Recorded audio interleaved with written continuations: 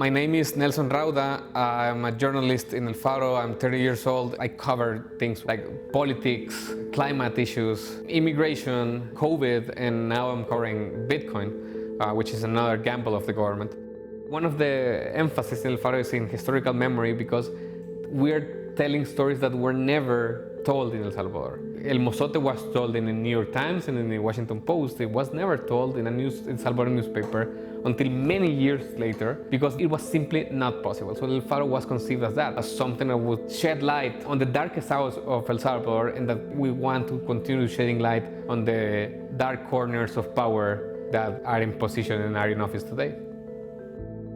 It's never been easy to be a journalist in El Salvador, but it has been especially difficult since the last couple of years because the links between the press and the institutions have been cut off. President Nayib Bukele won the election in 2019, and then he won a landslide election again and obtained a supermajority in Congress.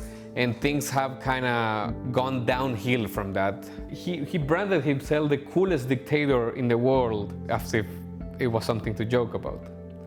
Every power position that is to occupy in the political landscape in El Salvador answers to Bukele now. We're talking about the police, we're talking about the army, we're talking about the Institute for Transparency, we're talking about the Supreme Court, all the cabinet, and the things that they cannot control, they attack. And that's what's happening with the media. The president accused us directly of laundering money. The El Faro was laundering money. There have been journalists that have been harassed by crowds, and I have been personally threatened. I have received death threats because of my coverage. We know that our cell phones are tapped. People have followed us in cars, and it's not only happening to El Faro, it's happening to all journalists, all free and independent journalists in El Salvador.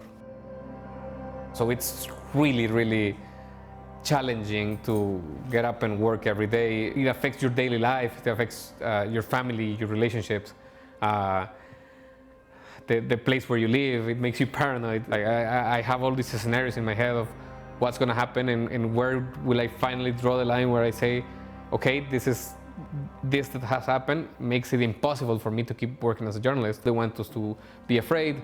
That's why it's important for us to keep doing our work, to shed light on those dark corners.